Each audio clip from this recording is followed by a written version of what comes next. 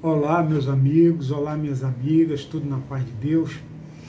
Hoje estamos aqui sob as bênçãos da inteligência suprema do Senhor das Galáxias para conversarmos um pouco sobre o núcleo atômico. Nós conversamos sobre a eletrosfera, onde acontecem os fenômenos químicos. Hoje nós pretendemos conversar sobre o núcleo atômico, tá certo? Então, inicialmente nós vamos observar que no núcleo atômico existem dois elementos muito importantes, dois componentes muito importantes. Nós vamos mostrar uma figurinha aqui. Sabemos muito bem que para vocês não é novidade, mas assim, só para cumprimento do script, nós vamos mostrar para vocês aqui o núcleo atômico, um desenhozinho, né? Claro, mas o núcleo. Aqui, ó, a gente vê ali os elétrons girando em torno do núcleo, o núcleo componente, né? Então a gente vê assim as bolinhas azuis, outras vermelhas, representando prótons e nêutrons, ok? Então o núcleo não é um corpo único, é um componente, um elemento composto, uma parte composta do átomo, feita de prótons e nêutrons. Pois bem, então como nós estávamos conversando, nós temos dentro do núcleo os prótons e os nêutrons. Os prótons, eles são positivamente carregados e cada próton, ele tem, em termos absolutos, né, em termos de módulo, o mesmo número, a mesma carga do elétron. Um próton tem a mesma carga de elétron, sendo que sinais trocados. O próton tem carga positiva e o nêutron tem carga negativa. Então, o átomo, para ele ser eletricamente equilibrado, ele tem que ter o mesmo número de prótons e de elétrons, né? Tem que serem iguais os números desses dois componentes do átomo, ok? Os nêutrons, eles são neutros, eletricamente neutros. E a gente diz que a maior concentração de massa está no núcleo, porque o elétron ele tem massa, mas é muito pequena, né? É 1.836 avos do próton. Então, cada próton é quase 2.000 vezes mais massivo do que um elétron, ok? Pois bem, mas o que acontece é o seguinte, nós temos que o núcleo, ele emite radiação, né, nas reações nucleares, na radioatividade. E que emissões são essas do núcleo? Alguns núcleos, como a gente viu, por exemplo, o polônio, a gente viu naquela experiência de Rutherford, que ele emite partículas alfa. Partículas alfa são núcleos de hélio. Um núcleo de hélio tem normalmente 2 prótons, e tem 2 prótons necessariamente, e normalmente 2 nêutrons, ou seja, ele tem massa atômica 4. Né? Então essa soma de nêutrons e prótons dá a massa atômica do núcleo. E o número de prótons é o número atômico. O número atômico, ele define o elemento, né? Então o elemento de número atômico 1 é o hidrogênio, 2 é o hélio, né? 3 é o lítio, e assim sucessivamente. Então nós temos, por exemplo, o urânio. O número atômico do urânio é 92. O do nitrogênio é 7. Né? O do oxigênio é 8. E assim por diante. Então tem assim. Por quê? Porque é o número de prótons. Mas o número de massa desses elementos, ele normalmente é o dobro do número de prótons. Né? O número de massa, a massa atômica. Ele geralmente tem a mesma quantidade de nêutrons e de prótons. Mas às vezes acontece também de o elemento ter um número maior de nêutrons do que de prótons. né? Embora ele continue sendo aquele elemento com aquela identidade, porque ele tem aquela quantidade de prótons, ele tem um número de massa maior do que se ele fosse normal, vamos dizer assim, se ele tivesse a mesma quantidade de nêutrons e de prótons. A gente diz que ele é um isótopo. Então, por exemplo, você pode ter um hidrogênio 1, com massa atômica 1, que é um próton lá, no núcleo dele. Mas ele pode ter um nêutron agregado, que aí ele tem massa atômica 2, mas ele continua sendo hidrogênio porque ele tem número atômico 1, ele só tem um próton, certo? Inclusive existe, por exemplo, hidrogênios, que a gente chama de hidrogênio pesado, né, que ele tem massa atômica 2, porque tem um nêutron, e ele pode ter 2 nêutrons, por exemplo. Né? Então você tem o deutério, o trítio, que são hidrogênios pesados. Então eles são isótopos do hidrogênio. E todos os elementos são assim. Eles podem ter isótopos, né? Ou seja, diferentes números de massa, mas mesmo número de atômico, mesmo número de prótons, ok? Pois bem, então no núcleo, como a gente estava dizendo, no núcleo ele emite partículas. A gente viu o exemplo do polônio, que ele emite núcleos, partículas alfa, que são 2 prótons e 2 nêutrons. Pode ser até um isótopo do hélio, mas o polônio ele emite partículas alfa, né, são partículas mais pesadas. Mas podem haver outras partículas também, por exemplo, partícula beta. A partícula beta é equivalente a um elétron, né, porque ele tem massa quase nada em relação ao próton. E ele tem carga elétrica negativa. E pode também emitir raios gama, que também a gente vê que não tem carga elétrica, no caso do raios gama, e também massa inexistente para efeitos dos estudos das transmutações nucleares, da radioatividade, da forma que a gente vai enfocar, tá certo? Então, quando esses elementos radioativos, muitas vezes são elementos massivos, né? Como o caso do urânio, por exemplo, que ele é muito pesado no núcleo, aí ele sai emitindo naturalmente partículas, né? E se transformando em outros elementos, até se transformar. Ele vai se transformando sucessivamente em outros elementos até se transformar no chumbo, que é um elemento mais estável, né? Muito mais estável do que o urânio. Pois bem, então existem essas mudanças de elementos. A gente poderia dizer que, de certa forma, nós estamos realizando o sonho dos alquimistas, né, que eles procuravam reações e transformações para conseguir obter ouro, que ouro também é um elemento, né? O símbolo atômico dele é AU, porque se utiliza o nome latino aurum, né, que é o nome latino do ouro. Então eles tentavam transmutar os elementos até achar ouro. Agora, coitados, eles nunca iam conseguir.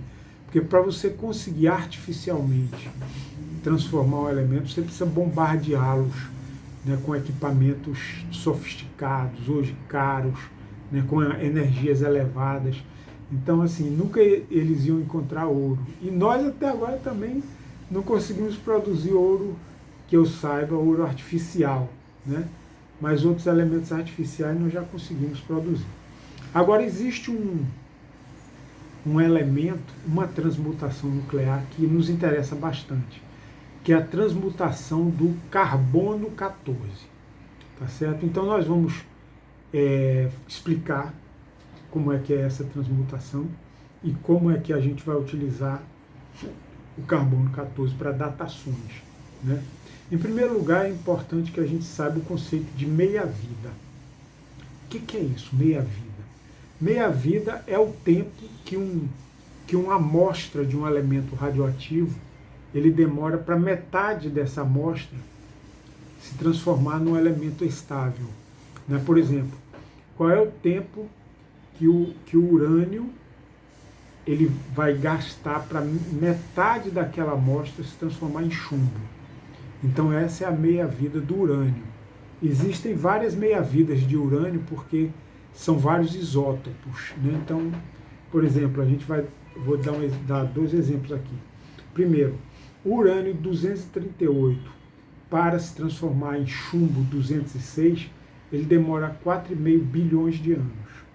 É a meia-vida do urânio 238, para se transformar em chumbo 206. Mas existe uma transformação do outro isótopo de urânio para outro isótopo de chumbo, que é o urânio 235, para se transformar em chumbo 207, ele demora 700 milhões de anos, né? O potássio 40, para se transformar em argônio 40, ele demora 1,4 bilhões de anos. Então, e o carbono 14, para ele se transformar em nitrogênio 14, ele demora 5.730 anos. Certo? A coisa interessante é o seguinte,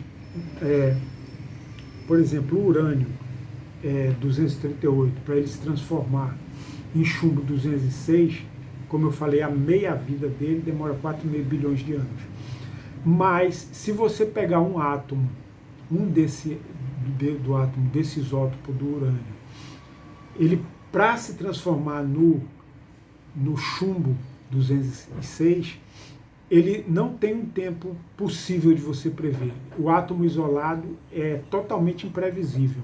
Ele pode fazer essa transformação, que ele tem elementos intermediários também, que ele se transforma até chegar no chumbo 206.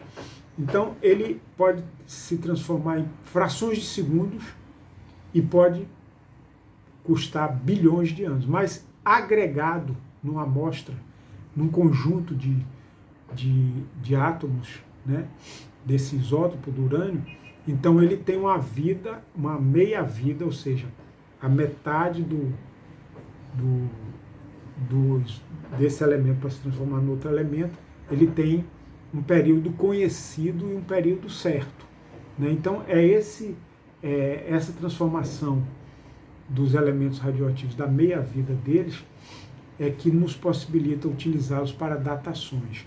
Então nós vamos aqui dar uma analisada na transformação do carbono 14 em nitrogênio 14, tá certo?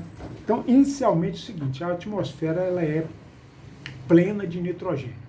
Tem nitrogênio à vontade, né? É o elemento mais presente na atmosfera. E o nitrogênio, ele tem normalmente número de massa 14 e número atômico 7, certo? Então, esse é o nitrogênio. Aí o que acontece? Nós recebemos energia do cosmos, né? Nós vamos chamar essas energias de raios cósmicos. Os raios cósmicos, eles têm muito mais energia do que um acelerador de partículas que nós construímos aqui na Terra, né? Então ele pode causar choques de partículas, de átomos e transformações nucleares também. No caso do nitrogênio 14, os raios gamas, eles injetam no núcleo do nitrogênio um nêutron, né? Então, quando eles injetam um nêutron, aí o nitrogênio ele expulsa um próton. Aí o que acontece? Ele deixa de ser, ele instantaneamente ele se transforma no nitrogênio 15, ou seja, número atômico 7 e massa atômica 15, porque ele fica com um nêutron a mais, mas logo em seguida ele libera um próton. Quando ele libera um próton, aí ele se transforma em carbono. Só que a massa dele deixa de ser 15 e vai para 14, né? Ou seja, ele transforma-se em carbono 14. Mas o isótopo mais abundante do carbono é carbono 12, não é carbono 14, né? E além disso, em seguida, tem uma outra transformação nuclear, que é essa que nos interessa para datações. O carbono 14, ele libera uma partícula beta de um nêutron. Um nêutron, ele libera lá uma partícula beta, que é eletricamente carregada, ou seja, negativamente carregada. Quando ele libera uma partícula beta, ele se transforma num próton, ele fica positivamente carregado. e aí você vai retornar ao nitrogênio 14, ou seja, era carbono 14, mas perdeu um nêutron, mas ganhou um próton, né? Então ele se transformou em número atômico 7. Ok? Então essa transformação é que interessa. Então a meia-vida do carbono 14 para ele se transformar em nitrogênio 14 é 5.730 anos. Vamos ver as consequências disso. Vamos dar uma olhadinha primeiro na ilustração, assim, só para a gente dar uma olhadinha no como é que esse negócio, né, de transformação. Tem uma figurinha bem pequenininha, eu espero que vocês enxerguem.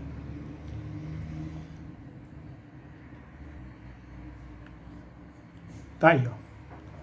É aqui, ó. Aquela transformação tá lá, ó. Nitrogênio 14 na atmosfera, todo quietinho. Aí vem um raio cósmico, aí injeta um nêutron nele, né? Injeta um nêutron, tá vendo? Aí o resultado: carbono 14, certo? Mais um próton. Então ele libera um próton e se transforma em carbono 14, tá? Mas aí o que que interessa pra gente? É esse carbono 14 aqui, tá? Se transformar em um nêutron 14, um nitrogênio 14. O que que acontece? Ele expulsa um elétron e um neutrino. O neutrino ele não tem influência nas transformações nucleares, tá certo? Ele tem carga elétrica neutra, né? Então o que interessa aqui, ó, carbono 14 liberou uma partícula beta de um nêutron, certo? Partícula beta negativamente carregada, converteu no nêutron, então, no nitrogênio. Então o nitrogênio está aqui, ó. Essa transformação aqui é o que interessa para os nossos estudos de datação, ok? Ok, pessoal, então vamos mais adiante, tá certo? Aí você diz assim, sim, como é que funciona esse negócio de datação? É o seguinte, todos os seres vivos, eles absorvem através da fotossíntese, da alimentação, a gente absorve carbono. O carbono que está na atmosfera, através da fotossíntese, ele entra nos círculos vitais, né, no vegetal, do animal, do ser humano, através do metabolismo, da alimentação, do metabolismo. Então a gente absorve carbono. E a gente absorve carbono 12, que é o mais abundante, e uma pequena fração de 1 trilionésimo de carbono 14. Então todos nós temos no nosso corpo, em relação ao carbono total, 1 trilionésimo de carbono 14. Aí, enquanto a gente está vivo, essa proporção ela permanece, como sempre permaneceu em toda a história da humanidade, na pré-história e até antes mesmo, né? Então, assim, há 40 mil anos atrás, esse era a proporção do carbono 14 em relação ao carbono total nos corpos vivos. O que acontece é o seguinte, quando o corpo morre, aí para o metabolismo.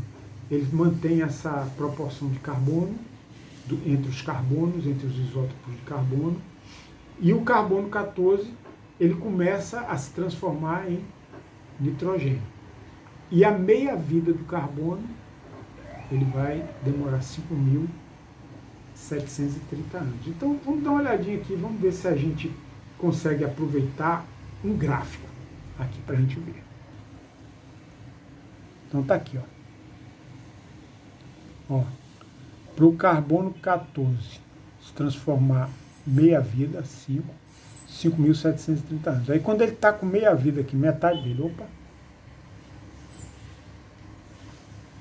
quando ele está aqui com meia-vida, né, nesse ponto aqui, aí ele vai nova meia-vida, 2,5, 11.460 anos. Então você vê que tem um gráfico aqui, ó. A proporção do carbono que se encontrar, a pessoa diz qual é a data, qual é a idade da amostra.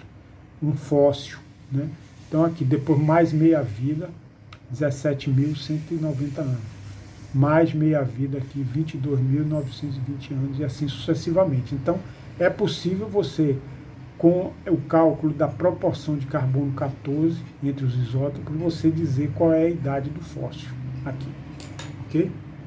Então, pessoal, essa é a ideia de datação pelos fenômenos da radioatividade, ok? E como eu falei para vocês, citei aqueles exemplos de outras meia-vidas, do urânio 238 para o chumbo 206, 4,5 bilhões de anos, do chumbo 235 para o chumbo 207, 700 milhões de anos, e por aí vai, né? Então o que acontece? Esses estudos, eles são também, essas datações, elas são possíveis porque se encontram elementos radioativos nas rochas. Então se calcula a idade do planeta, a idade dos eventos geológicos, tudo com base na idade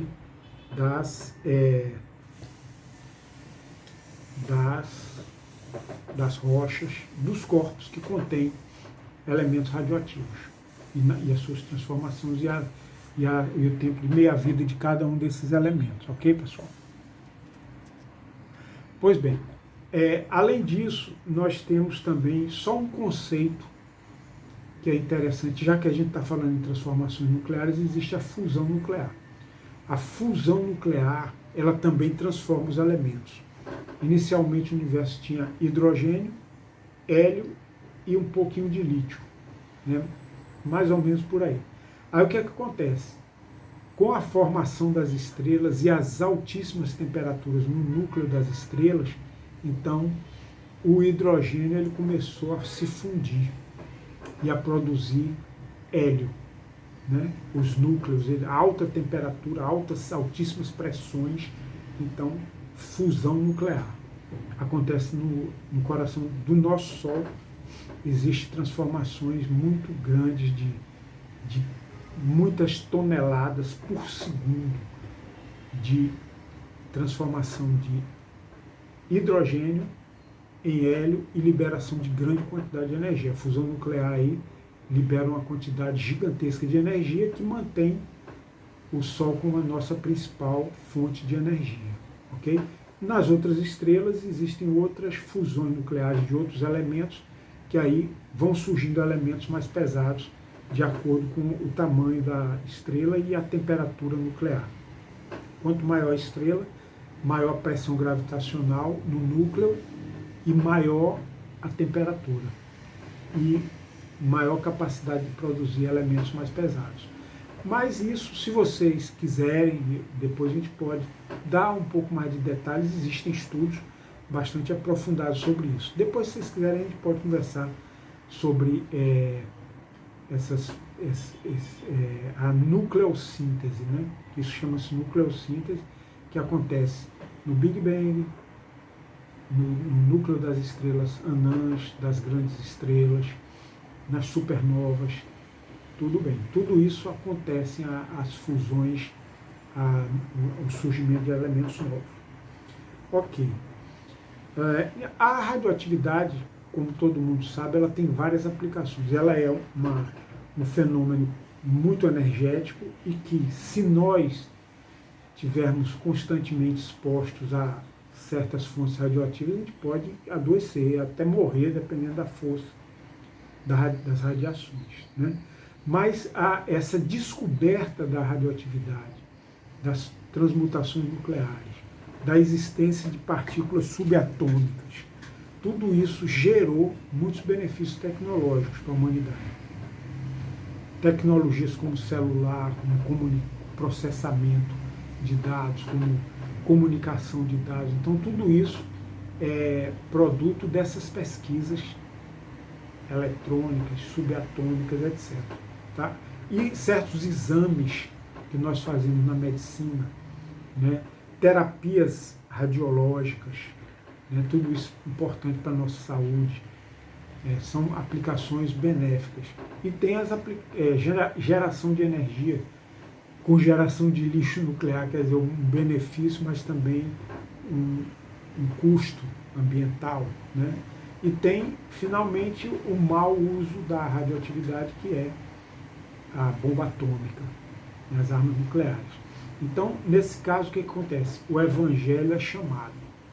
Por isso que é importante que nós, espíritas, a gente se conscientize da nossa tarefa de nos evangelizar, de nos tornar humildes, bondosos, caridosos, pacientes, brandos, não violentos, combater a violência e o egoísmo e o orgulho em nós, para que a gente possa transbordar essa mensagem viva, exemplificando para as pessoas, em qualquer departamento que a gente esteja, na agricultura, trabalhando lá como agricultor, ou como orientador, como engenheiro agrônomo, na pecuária, na indústria, nos serviços, na pesquisa, no magistério, nos bancos, nos governos,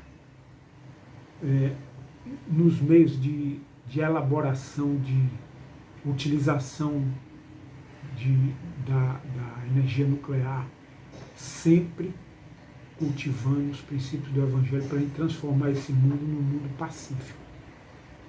Para a gente não querer matar os nossos irmãos, para a gente não querer fazer mal a ninguém, de qualquer raça, de qualquer nação, de qualquer credo religioso, ou sem nenhum credo religioso. Todos somos irmãos e precisamos utilizar a lei da fraternidade. Então o Espiritismo precisa penetrar, o Espiritismo cristão precisa penetrar em todas as áreas para a gente mudar esse quadro do mundo onde a gente está, com a bênção e com a orientação do Cristo de Deus, Jesus, que é o maior exemplo de amor e de fraternidade, com respeito a todas as outras linhas, o budismo, o brahmanismo, o islamismo, todos são irmãos, e se tiverem alguma coisa boa para nos ensinar, a gente aprende e pratica. O respeito à natureza, o respeito ao meio ambiente, tudo isso a gente precisa trabalhar, cultivar, intensificar, primeiro em nós darmos o exemplo do que é bom, e a gente transmitindo pacificamente, através da persuasão, da humildade, do diálogo tranquilo, brando, para que a humanidade vá melhorando. Cada um de nós faz um pedacinho. No fim, vai estar tudo pronto, que é a obra de Deus e a do Cristo. Que Deus nos abençoe.